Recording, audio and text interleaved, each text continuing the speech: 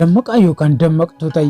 Dammaqaa yookaan dammaqtuu ta'i jechuun daandii milkaa'inaa irra gaafa sochootu xiyyeeffannaa yaadaa fi qalbii guutuun tarkaanfachuu jechuudha. Akkasumas haala keessa jirtu, haala keessa as dabartee kallattii irra deemaa jirtu miira dammaqiinsaa qabuun hordofaa adeemi. Yoo kana hin goone akkanumaan deemta taanaan gufuulee daandii milkaa'inaa irra jiran waan hin qalbeeffanneef kufaatii hamaa kufuu dandeessa. Akkasumas dammaqinaan hin deemtu taanaan imala kee keessatti bakka saffisaa deemuu qabdutti hin saffistu taanaan, bakka suuta deemuu qabdutti ammoo suuta hin deemtu taanaan, kun ammoo galma kee bira akka hin geenye si taasisa.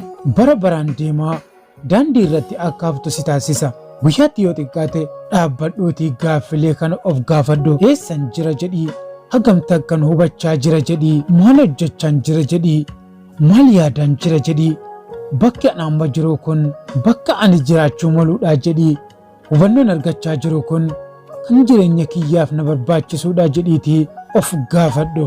Deebiiwwan ati gaaffilee kanneeniif deebiftu miti taanaan battalumatti sirreeffama barbaachisu fudhachuu yaadaa fi qalbii kee gara galma keetiitti deebisi. Murtii barbaachisoo murteessi. Daandii milkaa'inaa irra gaafa imaltu yaadaa fi sochii kan kee haala kanaan to'achaa deemta taanaan shakkii tokko malee bakka yaadde sana ni geessa. Wanta eegaltee kutannoon xumuri.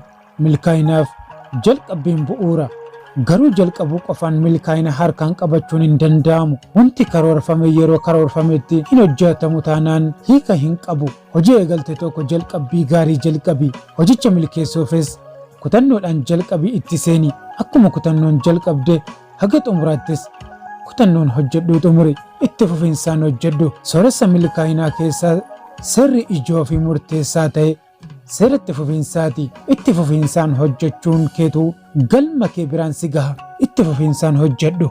Injifattoonni waan adda ta'e hojjetu miti, garuu waanuma qabaatan akkaataa adda ta'een hojjetu. Milkaa'inni 99% kufaatiidha. Doofummaan qaanii miti, garuu barachuuf fedhii dhabuun qaaniidha.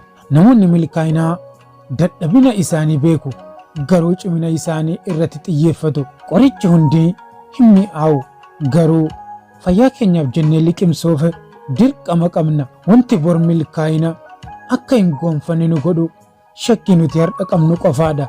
Iccitiin milkaa'inaa waan lama irraa madda.